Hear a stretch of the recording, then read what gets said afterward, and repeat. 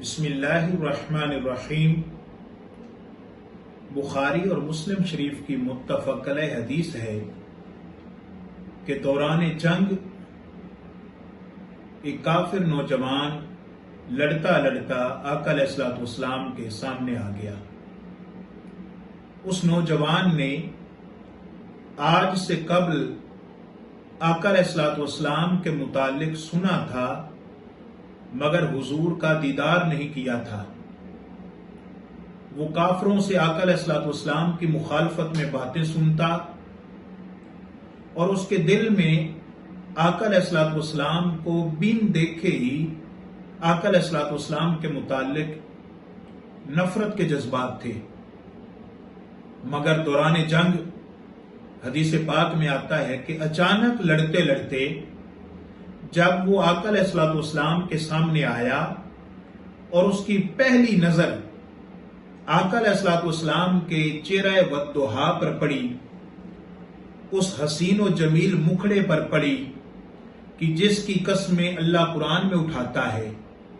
اور اس حسین چہرے پر پڑی کہ جس کے حسن کو دیکھ کر چاند بھی شرما جاتا ہے، اس حسین چہرے پر پڑی کہ جس کے نور سے دنیا کو روشنی اور ہدایت ملتی ہے، ان حسین آنکھوں کو دیکھا کہ جن کو جب کوئی تاک لیتا تھا تو انہی آنکھوں کا اسیر ہو جاتا تھا۔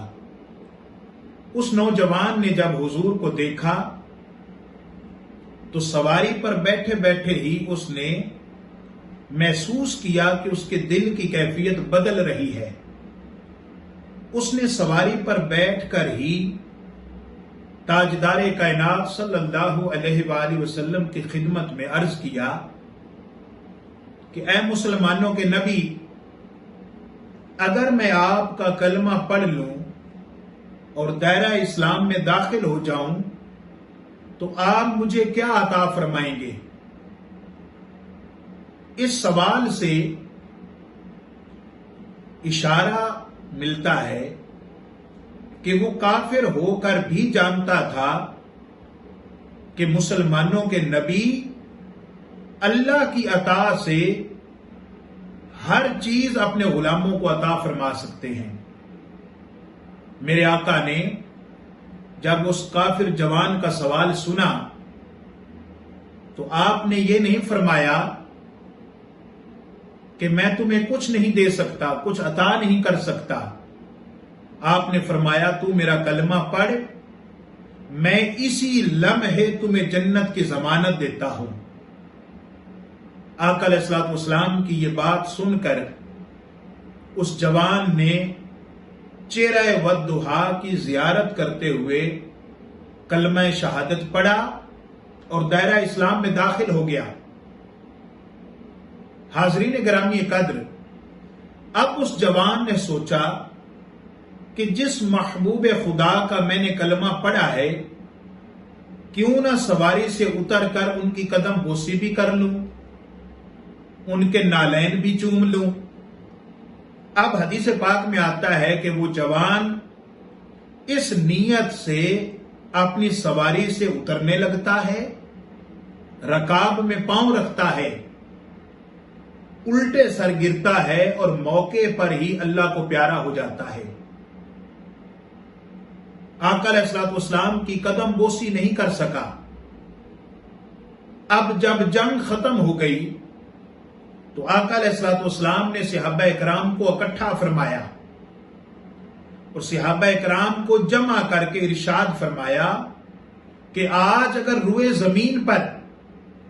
کسی نے جنتی کی زیارت کرنی ہے تو اس نوجوان کو تک لو۔ حاضرین گرامی، اب سوال پیدا ہوتا ہے کہ چند گھڑیاں پہلے اگر وہ اپنی سواری سے گرتا تو ہم کہتے کہ وہ مر گیا۔ اب ایسا کیا کیا اس نے کہ ہم نے اپنے الفاظ ہی بدل لیے کہ وہ اس کا وصال ہو گیا، وہ اللہ کو پیارا ہو گیا۔ اب یہ الفاظ اور کیفیت کیوں بدلی؟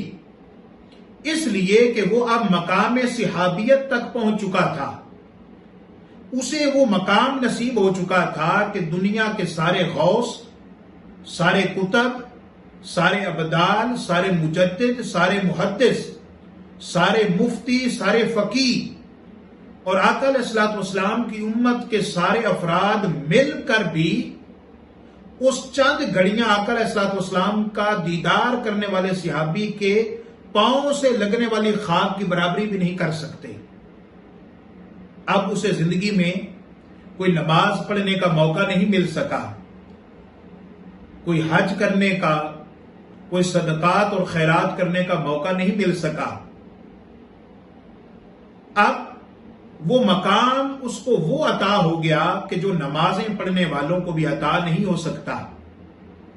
چونکہ حقیقت ایمان کو اس نے پا لیا تھا اور قرب مصطفیٰ کو اس نے پا لیا تھا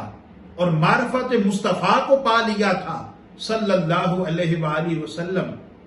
اور اب اسے وہ مقام مل گیا کہ جو عبادتوں کے ذریعے بھی انسان کو مقام نہیں ملتا۔ احباب ذی وقار، اس نوجوان کو آقا علیہ الصلوۃ والسلام کی عطا کردہ خوشخبری کے ذریعے جنت مل گئی، چونکہ زبان نبوت سے آپ کو جنت عطا ہو گئی۔ اب یہاں پر سوال پیدا ہوتا ہے کہ نہ تو اس نے نماز پڑھی، نہ روزہ رکھا، نہ حج کیا، نہ زکوٰۃ دی، حتیٰ کہ مسلمان ہونے کے بعد ابھی اس نے غسل بھی نہیں کیا، اور جو کلمہ وہ پڑھ کر دائرہ اسلام میں داخل ہوا تھا، اگر وہ اسے کہا جاتا کہ سناؤ تو ہو سکتا ہے وہ کلمہ سنا بھی نہ سکتا، مگر وہ مقام پا گیا کہ دنیا کا کوئی مسلمان بھی زمانہ مصطفیٰ کے بعد اس کے مقام کی برابری نہیں کر سکتا۔ تو احباب ذی وقار، صحابی نمازوں سے نہیں بنا جاتا، صحابی عبادات سے نہیں بنا جاتا، صحابی تسبیحات پڑھنے سے، تہجد پڑھنے سے، اللہ کے راستے میں جہاد کرنے سے،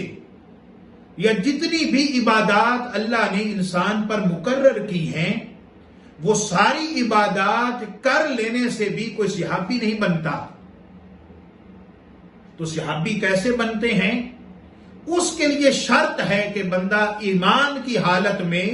آقا علیہ الصلوۃ والسلام کا زمانہ پا کر آقا کا دیدار کرے، اور پھر اسی ایمان کی حالت میں وہ اللہ کو پیارا ہو جائے۔